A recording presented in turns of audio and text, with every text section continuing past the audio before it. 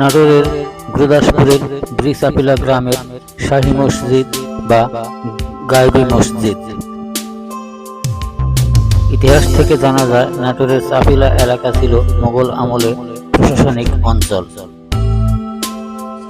এই অঞ্চলে প্রাচীন দুর্গ, বিচারালয়, কাছারি ঘর, মসজিদ, মন্দির, জলাশয় সহ এবং প্রশাসনিক কার্যালয় ছিল।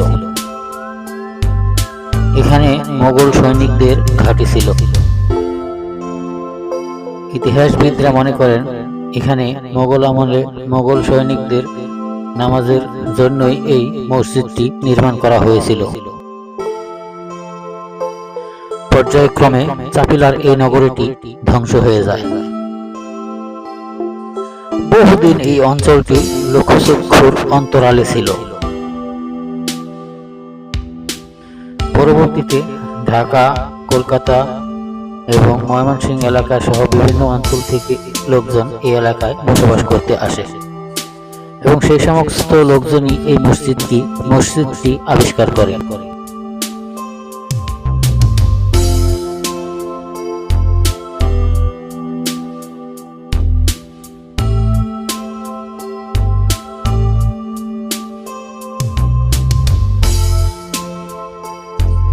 আশেপাশে এই ধরনের আরো বহু ধ্বংসপ্রাপ্ত স্থাপনার নিদর্শন রয়েছে।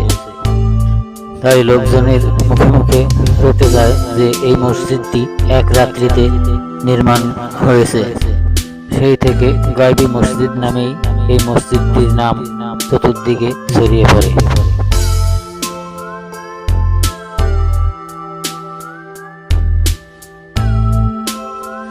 বহু মানুষ এখানে মানত নিয়ে আসে বিভিন্ন ইচ্ছা পূরণের আশায়। হাঁস, মুরগি, গরু, ছাগল, আবাদি ফসল সহ সবকিছুই এই মসজিদে দেওয়া হয়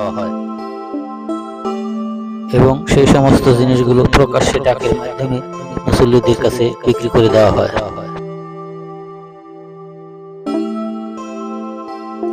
এই মসজিদটি পুনরায় সংস্কারের সময় পুরাতন অনেক কিছুই নষ্ট হয়ে গেছে। চুন-সুরকির এই মসজিদটির দেওয়াল প্রায় 4-4.5 ফিট প্রস্থ।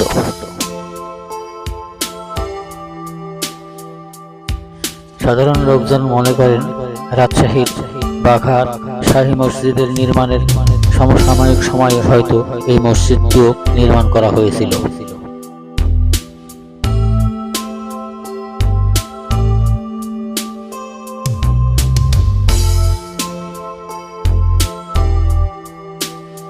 এখানে প্রতি ওয়াক্তই লোকজন নামাজ পড়তে আসে, তবে জুম্মার দিনে প্রচুর লোকজনের আগমন হয়।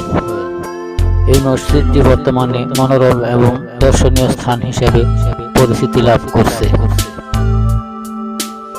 প্রিয় দর্শক, এই ধরনের ইতিহাস ঐতিহ্য সম্বলিত যে কোনো আকর্ষণীয় এবং দর্শনীয় স্থানের ভিডিও পেতে আমাদের এই চ্যানেলটি সাবস্ক্রাইব করে আমাদের সাথেই থাকার অনুরোধ রইল।